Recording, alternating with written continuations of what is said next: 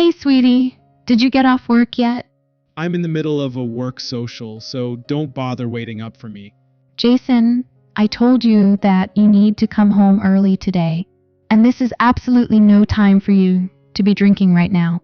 Please think about taking better care of your health. Oh, please, save me the big lecture tonight. You think that I came to the work social because I wanted to come? Do you even know what it's like for a working man struggling to make it in a company when you're sitting around at home all day? Sometimes you have to come to these work dinners, even when you didn't want to, if you want to survive in the company. How many times do I have to tell you that it's not an exaggeration when I say that attending company dinners is a natural extension of my work? But I told you that I have something important to tell you today. What is it that you have to tell me? Say it right away and don't stall like that, all right? It's not something that I can tell you by texting. It's something that I have to tell you face to face. Oh my God, just say it now. I know it's not going to be a big deal anyway. So don't waste any more time and just tell me quickly. Okay, well, the results from the health checkup came back, and the results are not very good. What do you mean the results are not very good? Just make it clear so that I can actually understand it, will ya? Jason, they found signs of cancer during the health checkup. What? Is that true? Well, we'd have to do a more thorough examination to know the full details, but it seems they found a type of cancer that's especially hard to treat in the colon. I know it's very surprising, but try not to worry too much about it. The treatments for cancer have become quite advanced these days, and I'm sure we will see good results if we do the treatments. Wow! Who knew that things would go in such an unexpected turn of events? I never thought that you would get cancer in a million years.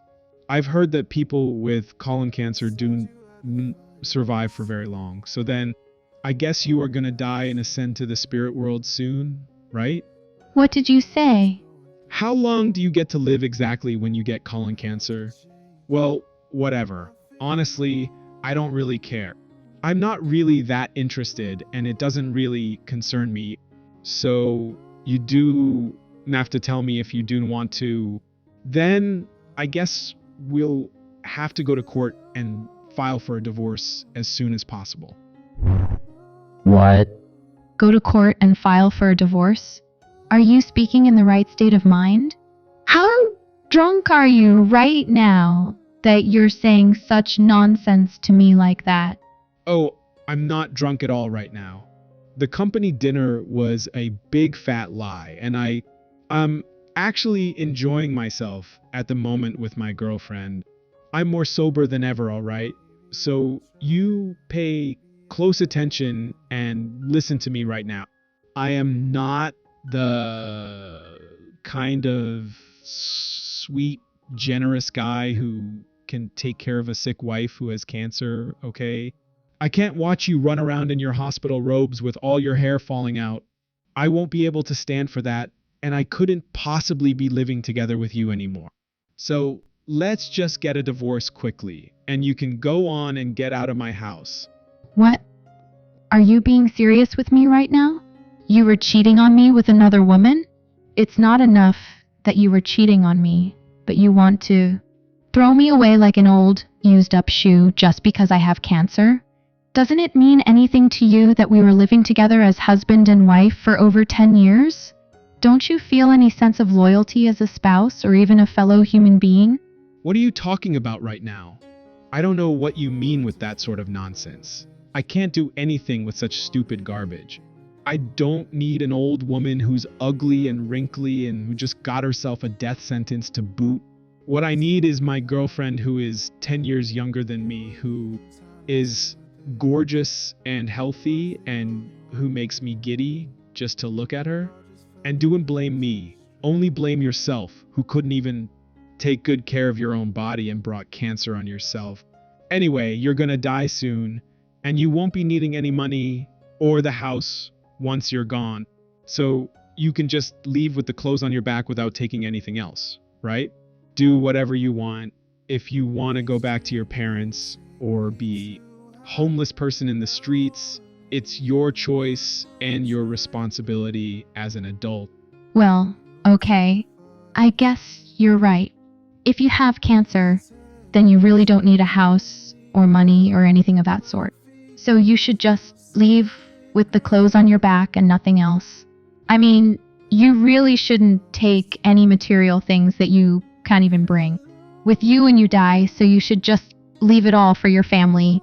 Finally, now you understand what I'm saying, don't you? Then you will grant me the divorce and sign the papers as quickly as possible, right? I mean, I'd rather be a divorcee than a widower because it just sounds a lot better socially, if you know what I'm saying. I don't want to have some pathetic label of a poor widower on me. You get it, right? Fine.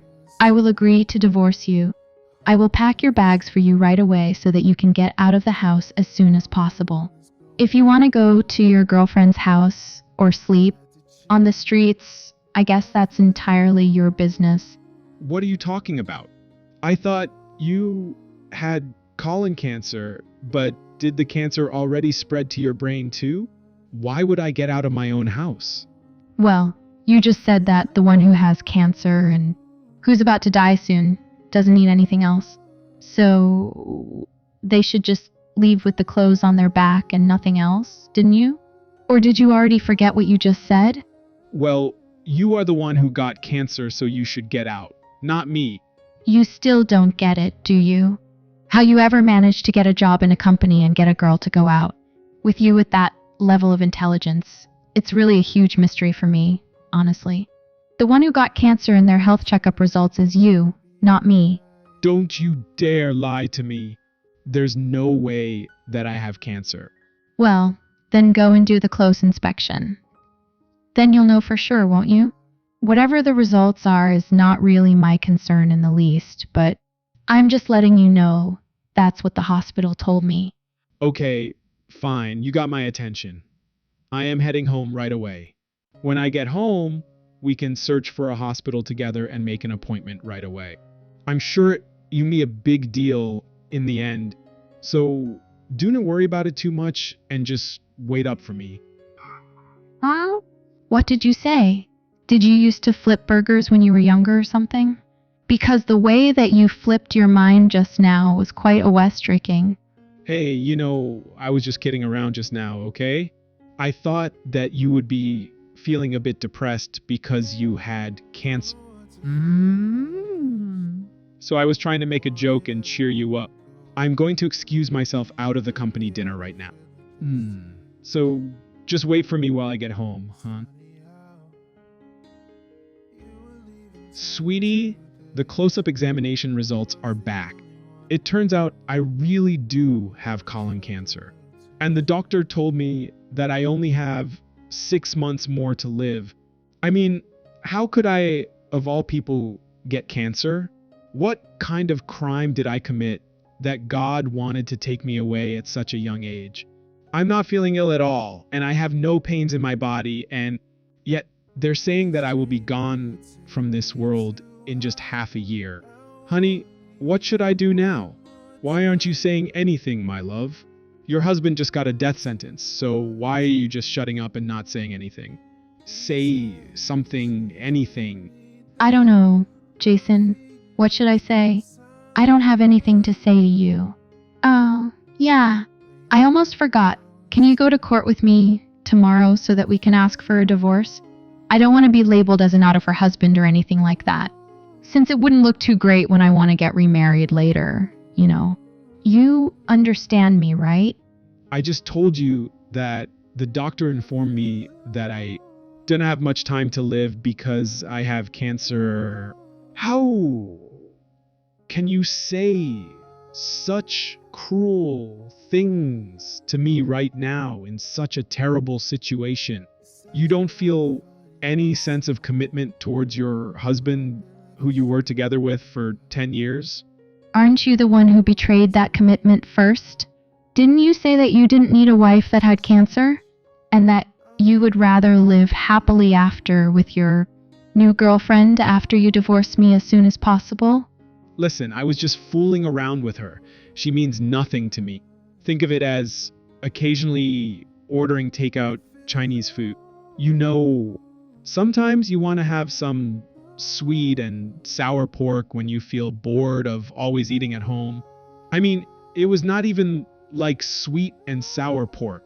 It was just like ordering and eating some cheap fried noodles that's become all soggy. How could I possibly compare you? Who is a good, devoted wife and a wise, intelligent woman to that tramp who I just met once in a while to pass the time? Nah, I don't think so, Jason. I don't think I would be very good for you either. What can I, an old, ugly woman, possibly do for you by your side while you're trying to battle cancer and fight for your life? If you want to extend your life for even one more day, then you need the fresh, bright energy of a young, pretty girl. So just get rid of an old thing like me and get remarried to your lovely girlfriend. I've heard that sometimes God can even grant the wishes of the ones who have passed on. So how could he possibly refuse your wish to be with your one true love, since you're about to die soon?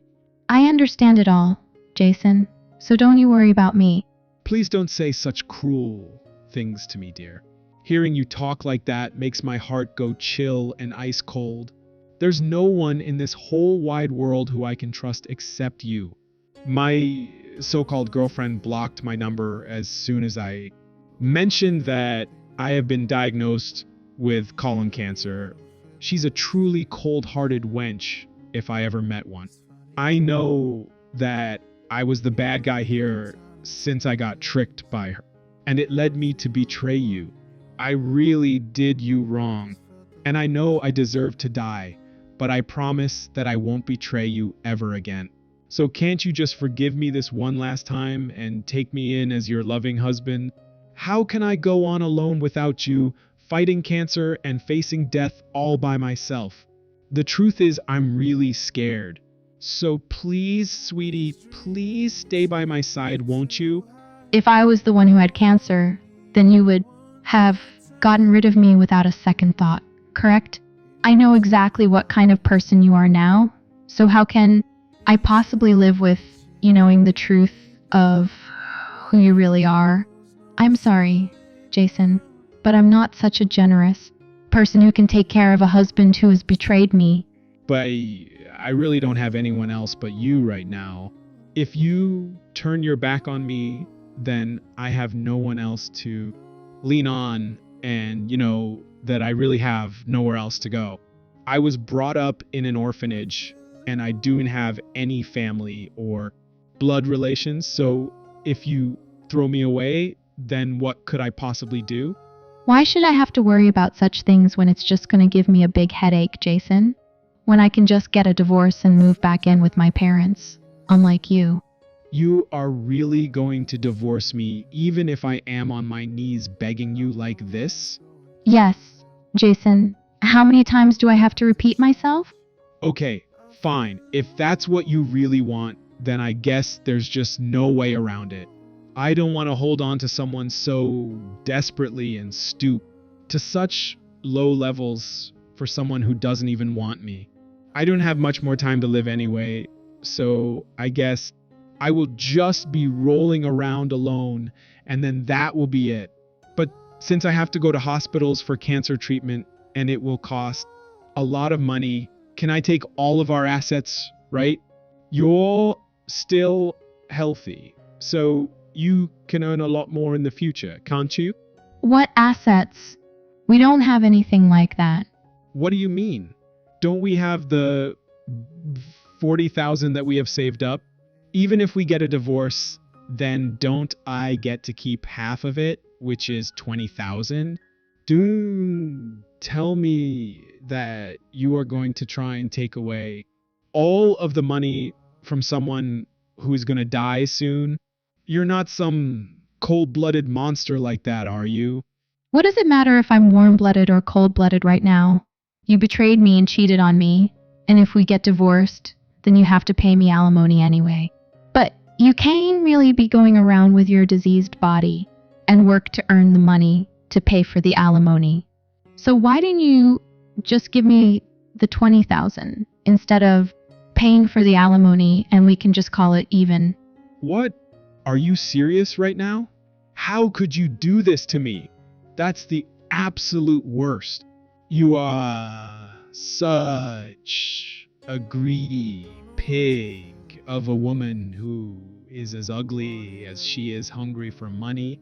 If I have anything that I regret in life, it's not being able to understand why God chose to spare a selfish, egotistical, and greedy woman like you, and instead decided to take me, who grew up without parents and just suffered through life. I am filled with so much anger and anguish right now. I don't think you have so much time to laze around and think about silly things like that. Instead of wasting it on such stupid things and go find a new house to live in while you still can. What did you say? Find a new house to live in? Why didn't you save some of that energy instead of wasting it on such stupid things and go find a new house to live in while you still can? Yeah. Why are you so surprised? Did you forget that our house was bought by my parents under my name? When we divorce, I'm going to sell the house through a real estate agency and move back to my parents' house with our daughter. So please, try to get out of the house by next week. Oh, and don't think about trapping me with the excuse of our daughter. You never played with her once or paid any real attention to her. You never even gave her a warm smile, and she told me that she doesn't have any feelings towards you. So give up everything, just sign the divorce papers, and get out of the house. How could you do this to me? You are worse than the devil himself. I would like to tell you the same thing, to be honest. You didn't have anything to your name, but I married you because I trusted that you would be a good, honest person. Now I see what sort of man you really are, and that your true character is just a piece of garbage. I thought that I could help heal you since you grew up without parents, and you must have suffered deep-seated wounds.